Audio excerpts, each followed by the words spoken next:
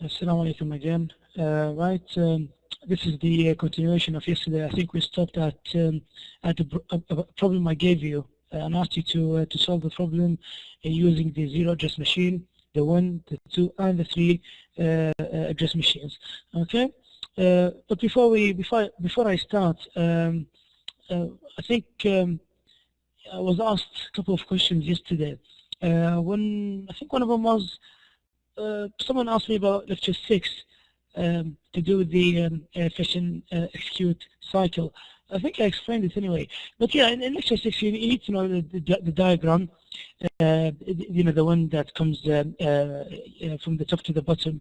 You need to know all the stages of the fetch and execute cycle. And also you need to know the von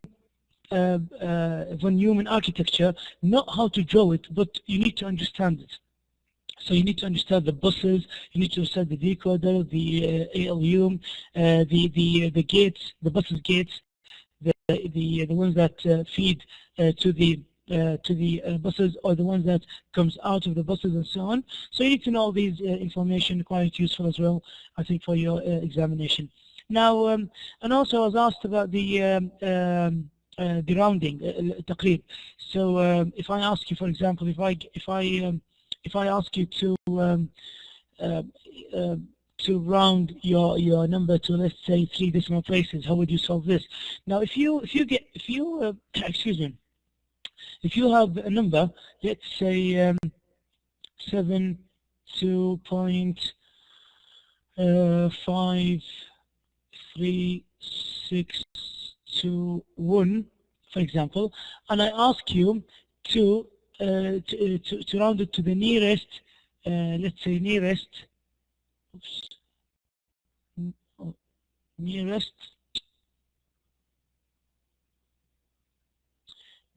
3 decimal places. Okay, so if I ask you to present this, or to give me your final answer to the nearest 3 decimal places. Now what you do, obviously you've got your whole number, which is 72. Now when we give a number and we say decimal places, we mean the number of places you give after the decimal point. Okay, so in this case, if I say 3 decimal places, you need to count 3 places. You go like, okay, then 1, 2, 3. But hang on, we also need to know, we need to have a look at the 4th number. Now the 4th number could be significant.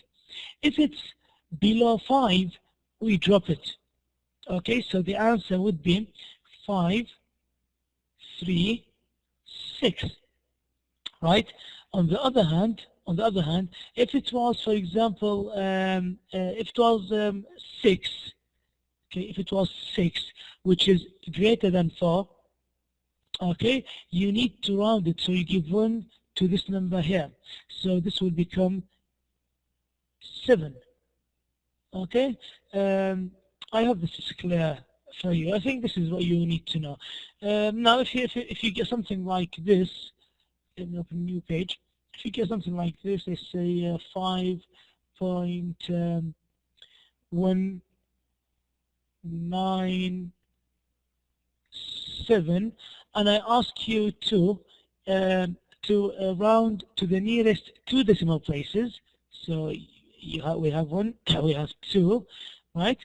The 3rd one is again greater than 4. Any number between 5, from 5 and above, you need to round it. So what you do, you give 1 to the 9.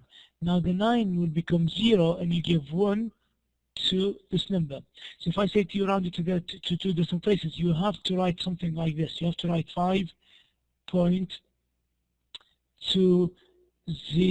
Okay, I know the 0 has no value in here, but if I ask you to round it to 2 decimal places and you have a 0, you must write it like this. Okay, always, again, you have to follow my instructions carefully. Okay, I hope this explains the question. Right, don't think anything is left. Okay, so we'll get back to our problem. Again, if you do have a question, you can ask me. by email or ask your face-to-face lecturer, right? Okay. So the last lecture, which was lecture 7, we talked about the address machines. I think we stopped by giving you this problem. I said to you, okay, then if you have this equation, x equals to x times, again, the star is a representation for the multiplication in programming, times y plus z. Right, so let's have a look at this problem using the zero address machine. Now, I think you need to remember about the zero address machine. Oops, oh my God, sorry. I think we need to machine. We need to understand about the address zero machine. It's a binary representation of the memory reference, and so you either have a 1 or a 0 in the memory reference, and also it uses the stack idea. I think if you refer back to your slides, you will know what I mean by stacking. So you have like a box, and you drop your values in a box in a stack format. Right, so you need to know these two facts about the zero address machine. So let's have our table done. So we will have the code. Let's say here in the exam, I'll give you the table, and you have to fill it. And we have the memory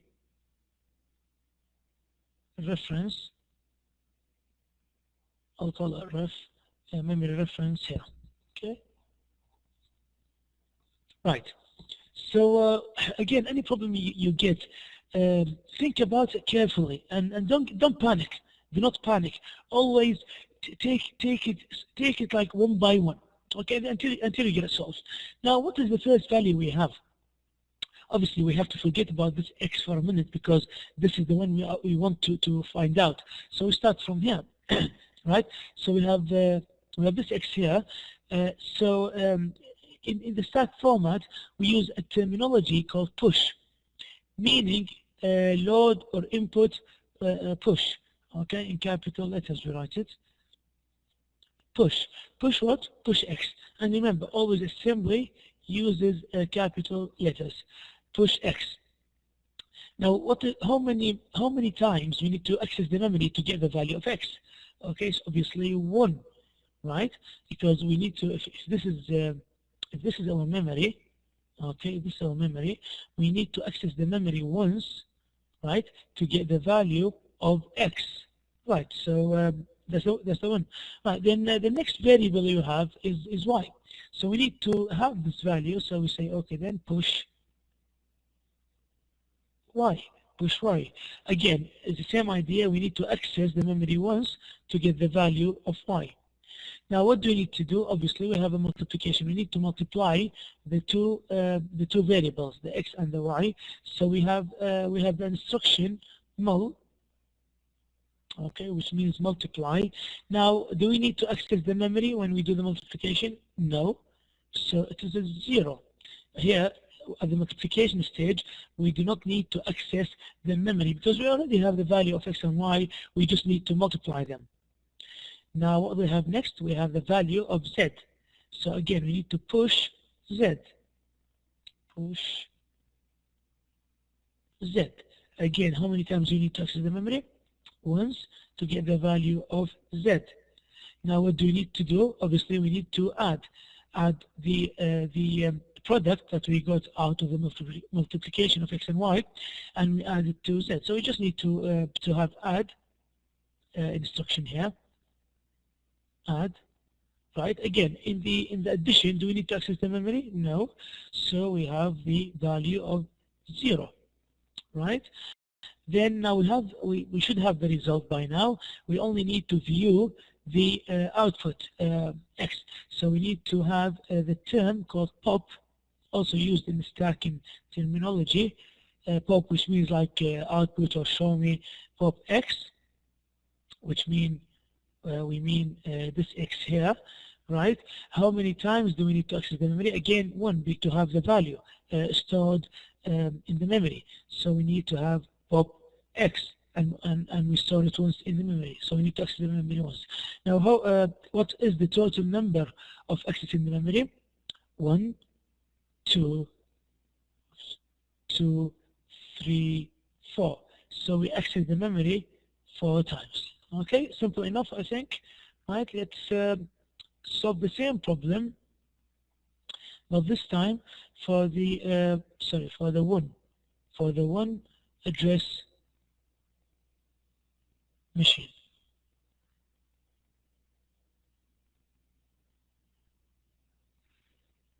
Again, I don't know why I put T, just like I think my mind goes to matching. It's this machine. Right? Okay. Right. So let us have a look at this problem. Now the instructions are quite actually I have another problem for you. Right, I think I wanted to make it a little bit more complicated. Sorry, I think I confused you then yesterday. I just realized now. Sorry, I do apologize. This time, I wanted you to have another problem. Well, it was good that you worked on the one I gave you, but this time I wanted to make it just a little bit more complicated. If I say x equals x times y plus W minus Z. Okay, so yeah, so this is a new equation we have, very similar, but I added just another variable, just few elements. Okay, right, let us see how we can solve this. Right, so again, we have our table, we have the code, and we have the memory reference.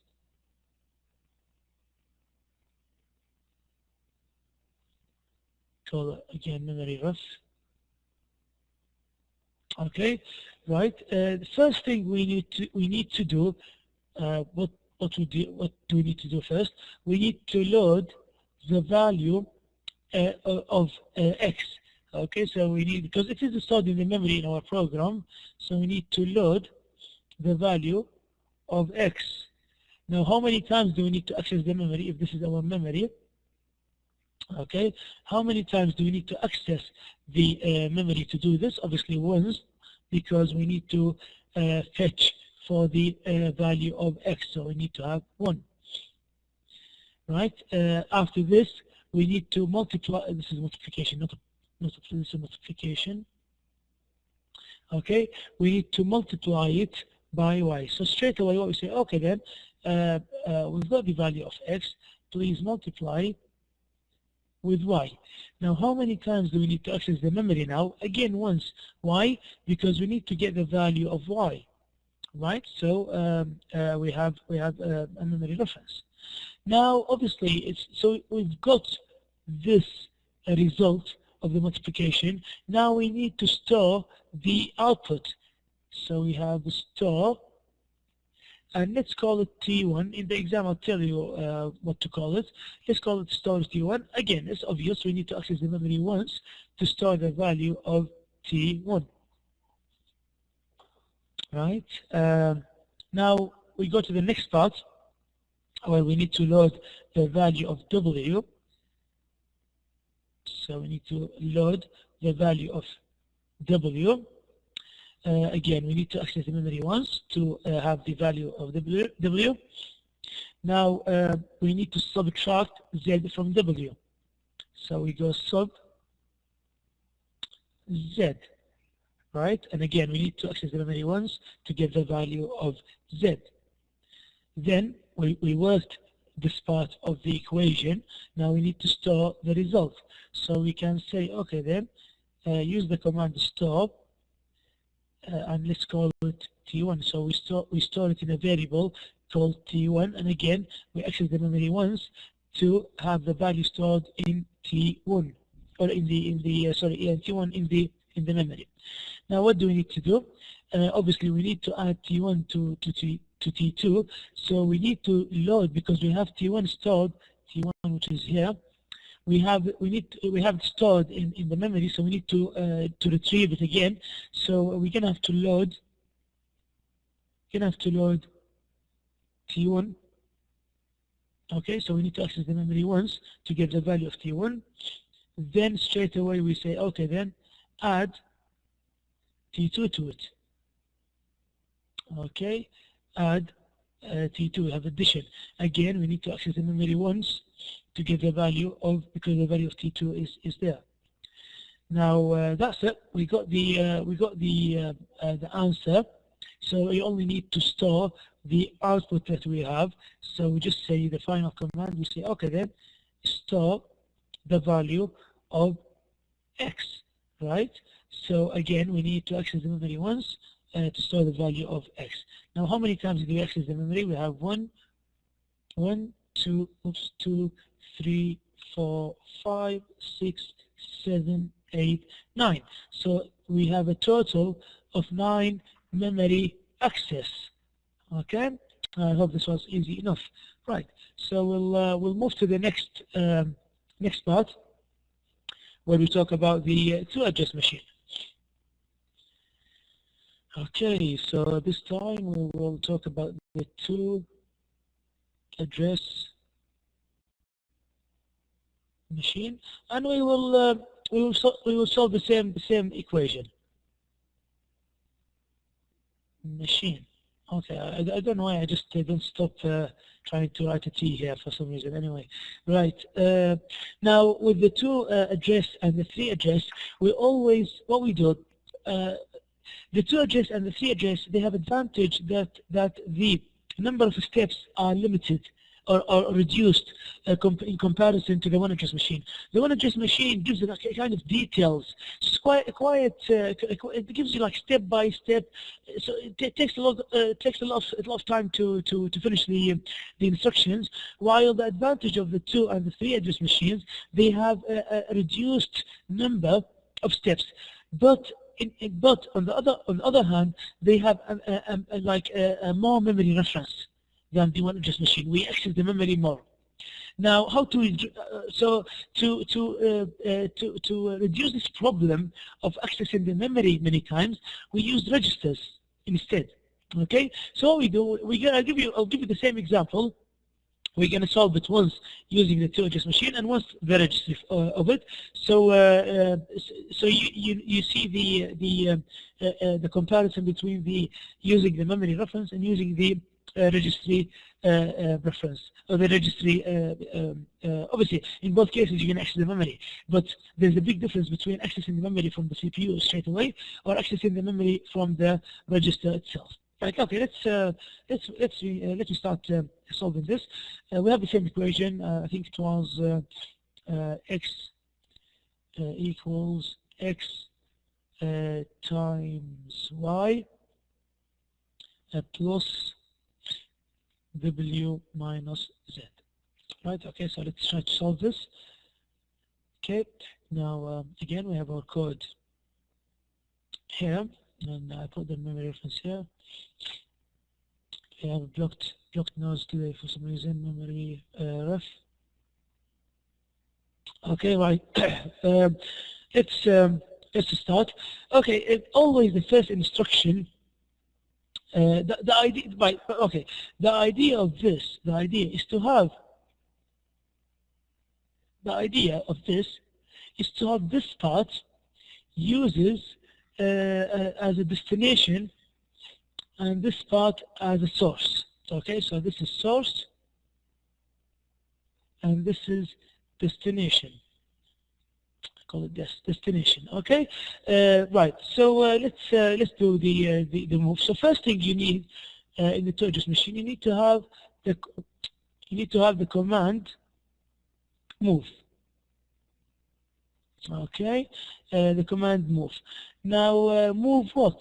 Right, you need to move first the value of x, give it another name, which as a destination. That will be used as, by the way, sorry, as a source and destination.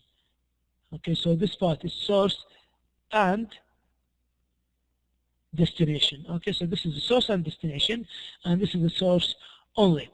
right? So we need to, in this way we will reduce the number of steps. So if I want to move x to another variable called t1, okay, so I do t1 comma x.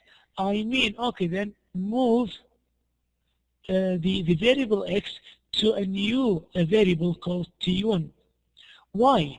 Instead of having a command just to store t1, do you remember in the previous example, after solving this, we used a special command just to store the value of t1 or the output. Now, what if straight away we use t1 here? Okay, so we don't need to use a command to store t1. So t1 will be our source and destination at the same time. Okay, so we have t1. Now the next step, we need to multiply it by the y. So straight away we say, okay, then multiply by y. By the way, sorry. Here, how many times do we need to access the memory? Twice. One to get the value of x, and one to store it to t1. Okay. Now we do our multiplication. Multiply what? We need to multiply t1. Oops, this is t1, not a comma. This is a comma, and y. Okay, so we have our source here, and we have our source here and destination. So what we mean is we get the value of t1, multiply it by y, and again store the output in t1. So t1 is the source and destination. Now, how many times do access the memory this time? 3 times. Why 3 times? Why 3 times? First, we need to get the value of t1. Second, we need to get the value of y. Third, we need to store the result in T1. So we have 3 memory references. Now see, in 2 steps only, we finished the first part. In the last one, oops, what did I do? Oh, okay, in the last one, we finished in 3. Okay, so we saved ourselves a step in this, right? So we take our the third step is, now we need to work on the second one. Again, same idea. We need to find another variable for w. So we say, okay, then move w to t2. Let's call it t2. Okay, and we have a w. So again, t2 is the source and destination, and we need to move t2 to it. Again, remember, whenever you have a move, remember it's only 2 steps. Okay, it's 2 steps when you have a move, so it's easy, right? Now, what do you need to do? Is subtract subtract z from t2. So we say, okay, then sub again. We need t2 and we need z. So we subtract z from t2 and we store the value in t2. How many times do we need to access the memory? 3 times. 1 to get the value of t2. 1 to get a value of z, and the third one to store the output in T2. Now straight away we have the value of T1 and T2. Simply we're gonna just use the last operation, which is the addition. So we need to say add T1 to T2 and store the result in T1. Again, how many memory access? 3 times, 1 for T1, 1 for T2, and 1 to store the result again in T1. Now we have finished our equation. We need to have the value of x. Now, what is the value of x, to be honest? Now, if you think about it, it's T1. Okay? T1 is like a box collecting all the information from here. Okay, so T1 acts like almost a box to have all the stuff, all the results from the steps, right? So simply, but obviously we are not interested in T1. We don't have T1 in the equation. We are interested to get the value of x. So simply, just again move the result to x. Say okay, then say move T1 to x. So we have our final result. Again, this requires us 2 steps. First is to load T1, and the second is to store the value for T2. for the X, sorry, for the X. Right, how many times did you access the memory? Quite many times. 2, 5, 7, 10, 15 times we accessed the memory. Okay, it's quite many times. This will slow our machine in comparison to the one address machine. So the one address machine, I know we have too many number of steps, okay, but on the other hand we have a less memory access. The advantage of the two address machine, as I said before, we have reduced number of steps, but more memory access. Now, how can we solve this problem of the address machine? We want to use the advantage of having less steps, but also we need to have a reduced number of memory reference, which is why now we use the registers, right? The registers. Now, just to remind you, what did we say about the register?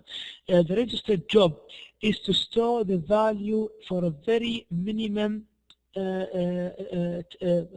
very short period of time. As I said to you, the registers reside inside the CPU. But again, imagine if the CPU itself tried to access the memory. Now the CPU itself is already busy with other stuff to do. Now just like think about an organization, for example a university. Now the university we have like a head of the university or the president of the university. Now he doesn't do everything himself because it will require a long time for him to do everything. So he allocates jobs for, let's say, for the deans, for the vice president, for the teachers, and so on. Okay, so to reduce the load on the manager. Now, similarly with the CPU, again, another good example. Think about your brain. Now, your brain doesn't do everything at the same time. For example, your vision. Now, when you see things around you, I know your brain is translating the images for you, but it's not the whole brain working to do this for you. It's only part of the brain is responsible for your vision. If the whole brain was responsible for the vision, you wouldn't be able to hear, for example. You wouldn't be able to hear. You would only be concentrating on seeing. See, do you get my example? So always we have to divide. We have to divide the problems into little sections and make someone responsible for that section to make things easier. Similarly with the processor, we have registers that are responsible in communicating with the memory. Okay, so let's look at the registers for the two address machine. Registers. Okay, and see how this will reduce the load for the CPU in accessing the memory. Okay, and we have memory reference. Okay, now again, same thing, same equation. If you remember, x equals x times y, it was, I think, plus w minus z. Okay, now again we need to move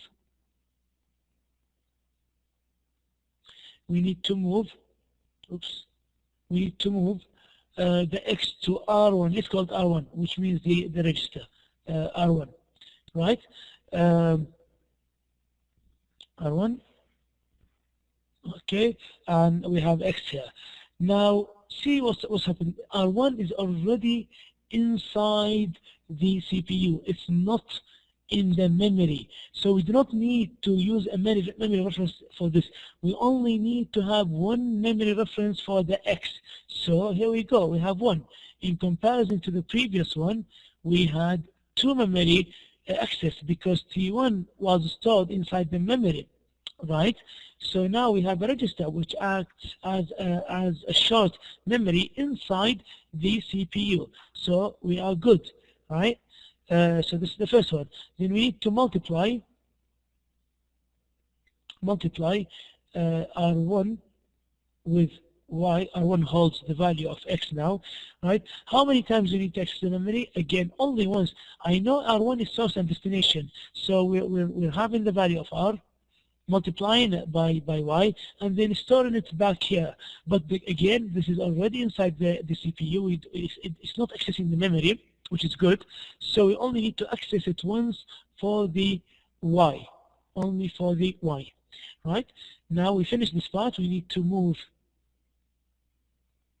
We need, oops, capital E. We need to move W to R2. Again, we have one memory reference for the W. We need to subtract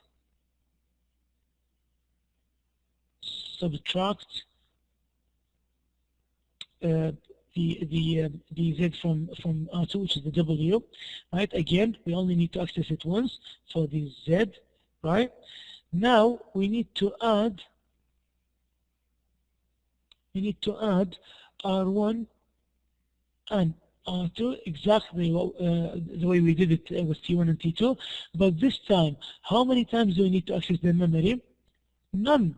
We do not need to access the memory because both values are stored in the registers inside the CPU. So there is no memory access at this point. Eventually, we need to get the value of, we need to have store the value of X itself.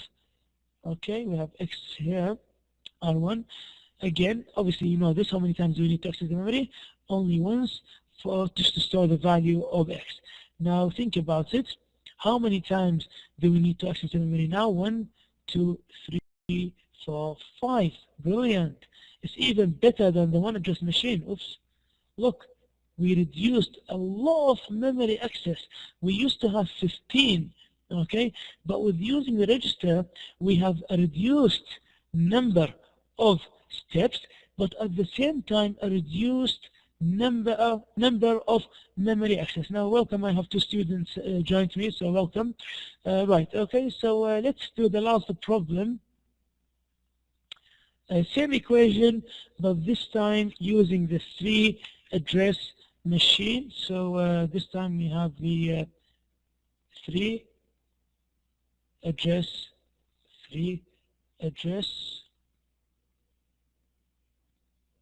machine. Okay, excellent. This time I didn't use the T for some reason. Okay, that's good.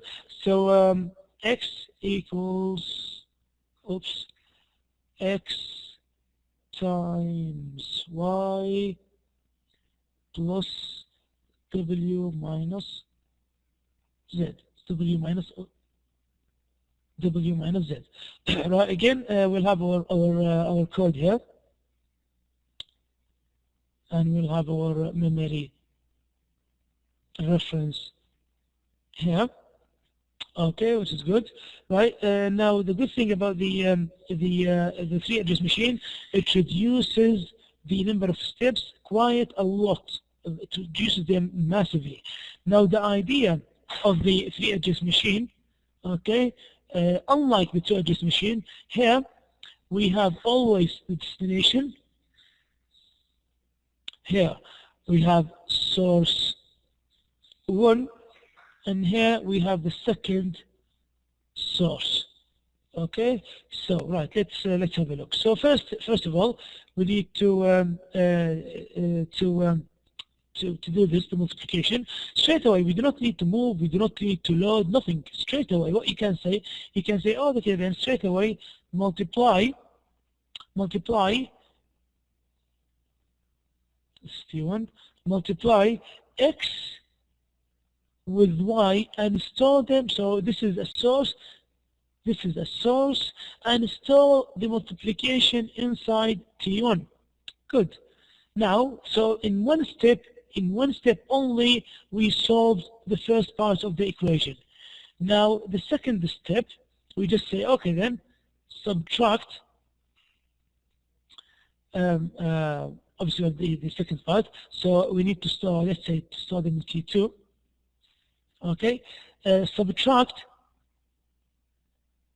W and Z and store the value inside T2. Oh, okay, I forgot about the memory. Okay, I forgot about the memory reference. How many times do we need to access the memory now?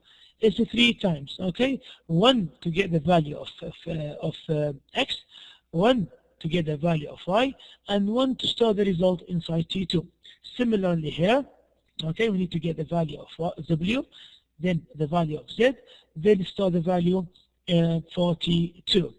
Right? The third and final step, we only need to add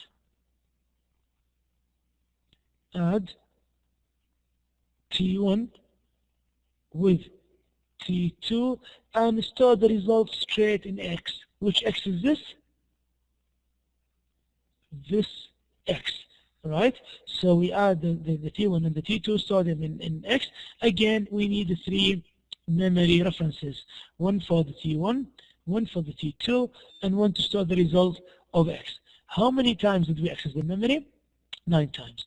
Now we can reduce this by using the registers. Okay, this belongs to here. By using the registers, so we have registers. Okay, right. Let's see how we can solve this. With registers, we use R's instead of the T, just to represent a register. So straight away we say, okay, then multiply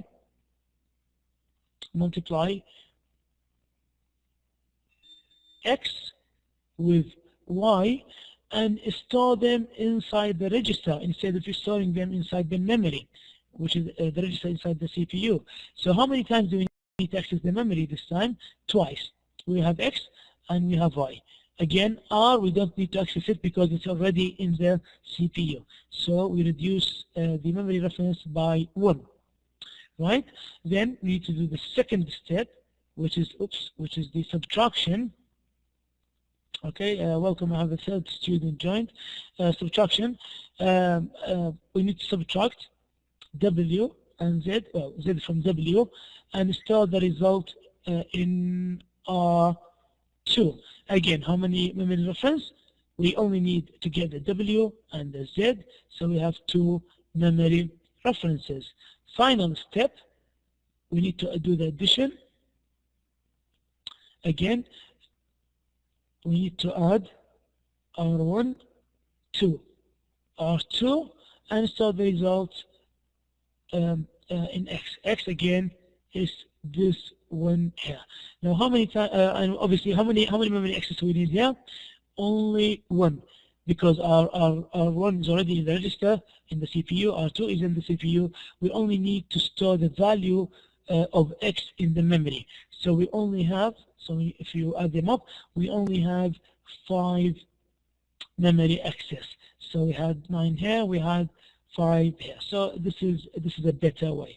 Okay, I think that's all for the revision, and I wish you all good luck. Now, since I have 3 students joined, does anyone have a question out of you 3? Do you have a question?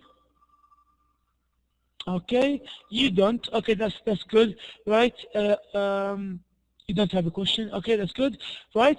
So okay, so I wish you all the best. If you do have questions, please email me or ask your face-to-face lecturer. I'm going to say this, but I'm going to say it now again. You might need to bring a calculator with you to the exam. Again, no mobile phones are allowed, no electronic devices are allowed, and also no calculator sharing is allowed. I will not allow any calculator sharing. Everyone has to bring her own calculator with her. Okay, so that's the end of our revision. And again, I wish you all the best. Goodbye for now.